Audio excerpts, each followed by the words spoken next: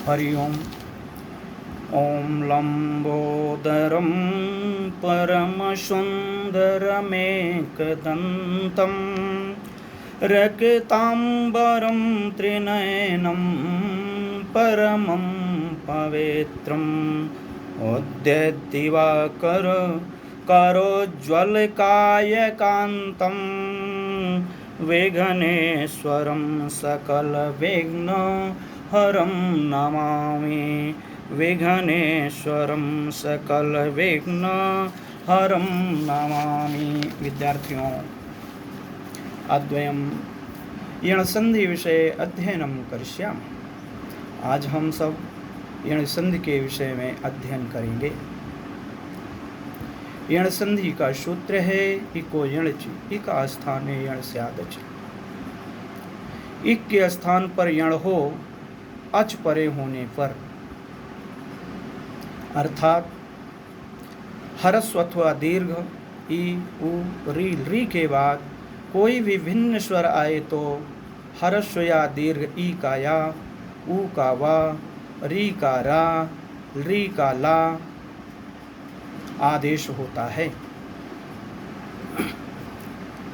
यद्यपि री का दीर्घ भेद नहीं होता है, री दीर्घाभवात सिद्धांत में लिखा हुआ है। अब विद्यार्थियों के बीच में एक विभ्रम उत्पन्न हो सकता है कि संधि में स्वर संधि की परिभाषा है कि स्वर के बाद यदि स्वर आए तो उसका स्वर में ही परिवर्तन होता है।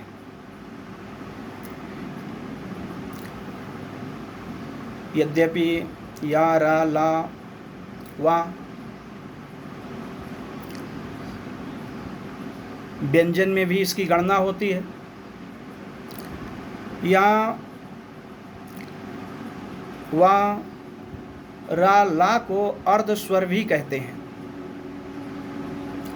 इसलिए इसका परिवर्तन ई का परिवर्तन या के रूप में, उ का परिवर्तन वा के रूप में, री का परिवर्तन रा के रूप में और री का परिवर्तन ला के रूप में होता है, क्योंकि या, रा, ला, वा यह अर्ध स्वर है। और कभी विद्यार्थी ऐसा भी प्रश्न कर सकते हैं कि या का परिवर्तन या, ई का परिवर्तन या के रूप में ही क्यों होता है? ई को हम वा क्यों नहीं कह सकते? हम ई को रा के रूप में क्यों परिवर्तन नहीं कर सकते? या उ को हम या क्यों नहीं कह सकते कि उ का परिवर्तन या के रूप में होता है? तो संस्कृत भाषा पूर्ण रूप से वैज्ञानिक भाषा है।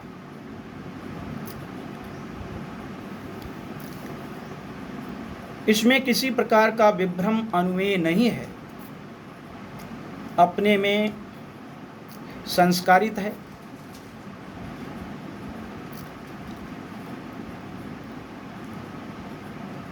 ई का या के रूप में क्यों परिवर्तन होता है? तो संस्कृत में एक सूत्र है, अस्थाने अंतरतमः प्रसंगे सति सदृशम स्यात्। अस्थाने अंतरतमः सूत्र के अनुसार सदृशता होती है गुणकृत, स्थानकृत। इसमें स्थानी में स्थानकृत प्रधानता प्रबल होती है, वलीयसी। स्थानकृत प्रधानता क्या है? जो उच्चारण ई का है उच्चारण स्थान, वही उच्चारण स्थान या का है। इचु यशा नाम ताबी। इसलिए ई का या के रूप में आदेश होता है। उ का वा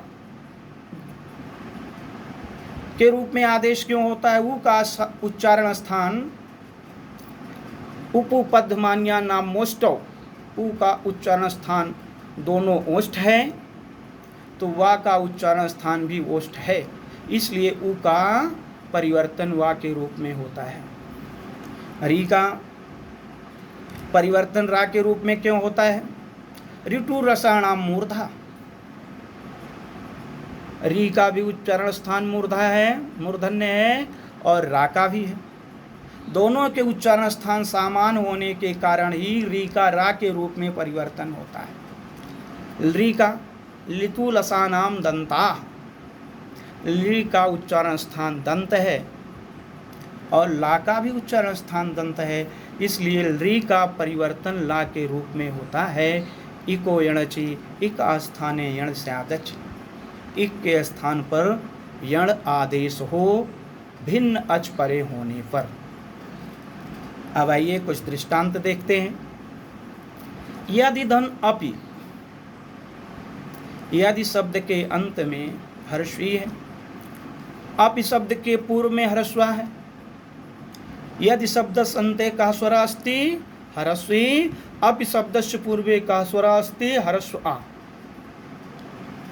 ई और आ, ई से आ भिन्न है, तो यहाँ पे ई का या आदेश हुआ है।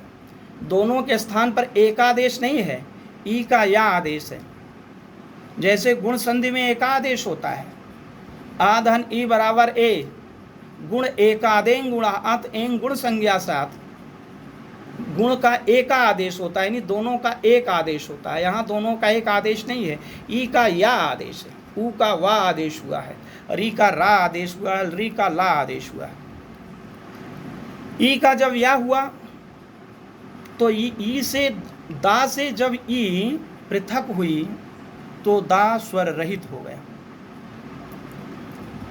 और जो बाद में आ है यह अज्झीनम व्यंजनम परिण संयुज्यम सूत्र से या में जुड़ गया और हो गया यद्यपि।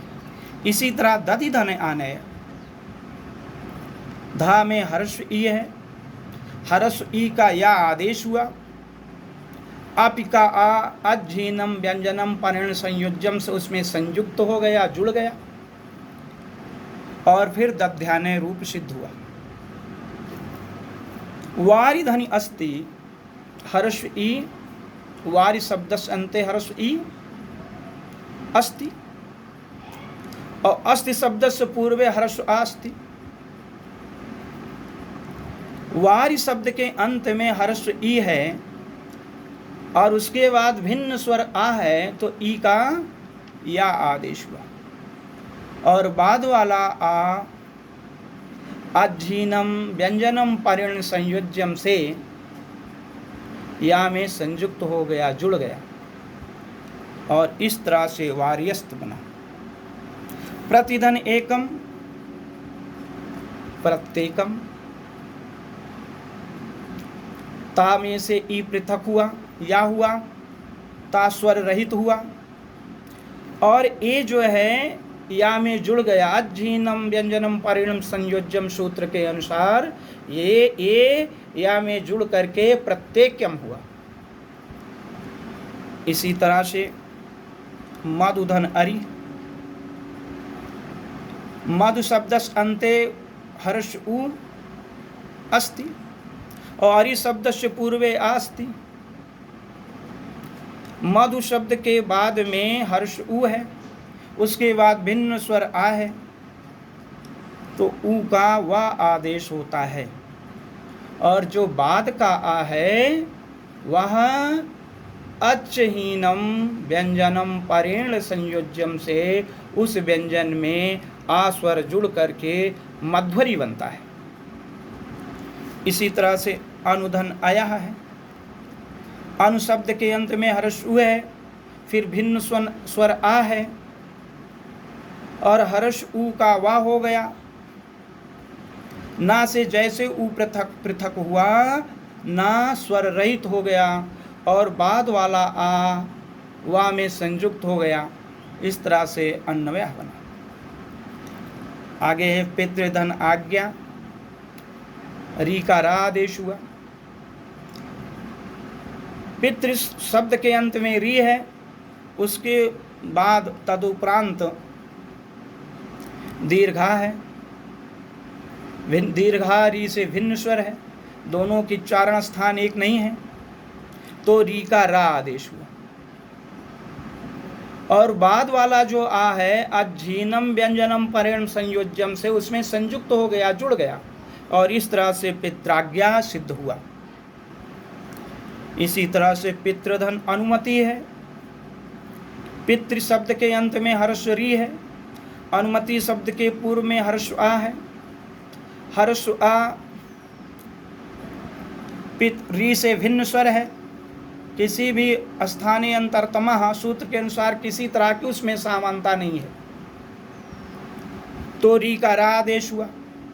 और पूर्व वाला जो आ है वह उसमें संयुक्त होकर के पितृनुमति ही शब्द बना। इसी तरह से मातृधन आज्ञा, री के बाद जो है दीर्घ आ आया है, दीर्घा री से भिन्न है तो री का रा हो गया। फिर अज्झीनम परेण संयोज्यम सूत्र के अनुसार मातृधन आज्ञा मात्राज्ञा बन गया। लृ धन आकृति, लृ का दीर्घ वेद होता नहीं, लृ दीर्घाभवात ऐसा सिद्धांत में लिखा हुआ है। तो लृ